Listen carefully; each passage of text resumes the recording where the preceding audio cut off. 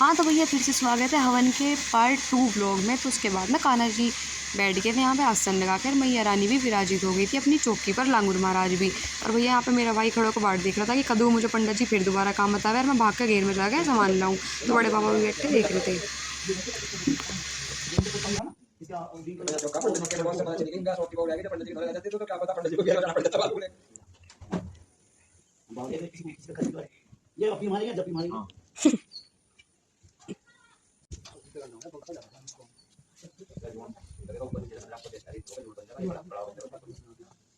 यहाँ भैया मम्मी की होगी तैयारी शुरू साड़ी पहनने की। तो मम्मी सोचती थी कौन सी साड़ी पहनूं कौन सी ना। तो मम्मी निकालना है लटकन वाला ब्लाउज। और यहाँ पे भैया इनकी चुगली चपटी खत्म ही ना हो रही थी। खोल दिया क्यों बंद कर रहे हो? सवेरे रोटी खा लिया वो बर्फ लगाना ये सामान दिला के दे। ये बहुत सी चीज का चला है भूल का चला बहुत सो तो यार पहले दिन में पड़ती नहीं ना इन्होंने सेव की और उसका अगले दिन 2 किलो सेव की। लो भैया मम्मी भी तैयार हो रही थी पूरे टिक्के बिंदी लगा के। मैंने कहा मम्मी फटाफट से चलो वहाँ आने लगी थी औरत। तो यहाँ पे पापा भी, बड़े पापा और आकाश और पंडित जी लगा के हाथ गन्नों के। और भैया चलो ठीक है। उसके बाद मैं ये खड़े हो जाऊँ और यहाँ पे मिट्टी की वो लगा दें नीचे। और उसके बाद मैं ले जाऊँ स्टूल। भाई सब लेडीज़ के पैर बेकार हो रहे तो सबको स्टूल कुर्सी पे बैठना पड़ा है। उसके बाद मैं सारी चप्पल सेट कर दूँ। यहाँ पे अम्मा जी बनाने की तैयारी करने लगे हैं दिए आटा लगा के। तो भैया दिए बने करे हैं ये देवी मैया के हवन में। तो हमारा पहले से ही अष्टमी को हवन हो गए और इन वाले नवरात्र में ज़रूर हो गए। और भैया इन वाले नवरात्र में अक्टूबर के जो नोड़ते हुए हैं इन पर हमारे घर में से भाई कोई ना कोई शाकुंभरी जरूर जावा है। क्योंकि भाई हमारे गाँव में यही पहले से ही चलता है रे रीति रिवाज। तो भैया इन्हें हम तोड़ नहीं सकते। तो उसके बाद में यहाँ पर पापा भी बैठ गए थे, पास में से एक भैया आ गए थे ये भी। और यहाँ पर होने लगा था कीर्तन भी शुरू हो गया था भैया। तो जैसे सब पूरा बुलावा लगेगा रहा है भैया पूरे मोहल्लों में। और अपना आ जाना है भैया सारी लेडीज़ भी इकट्ठी हो गए। फिर यहाँ पे ताऊ जी आ गए थे, ये भी हवन दे गए अपना पूजन करके आहुति दे के फिर वो जाने लगे थे। फिर एक आके बैठ जा। फिर यहाँ पर आ गई थी ये पर्पल साड़ी वाला स्टाफ।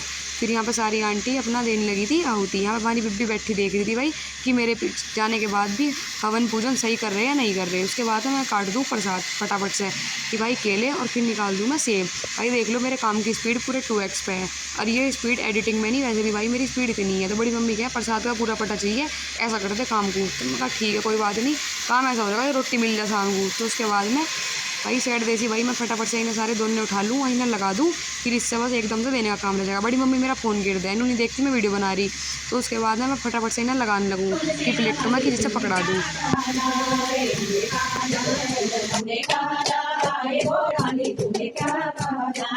सोने का मंदिर बनाया मेरी माँ को पसंद नहीं आया।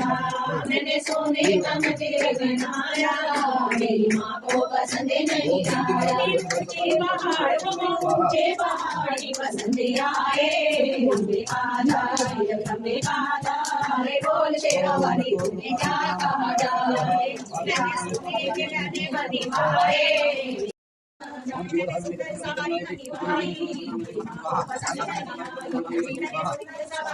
भैया हवन जोरों शोरों पे था। यहाँ पे पूर्ण आहुति की तैयारी होने लगी थी। तो फटाफट से पंडित जी लेकर गोला और उसमें सामग्री डाल रहे थे। यहाँ पे पूरा हवन भी हो गया था।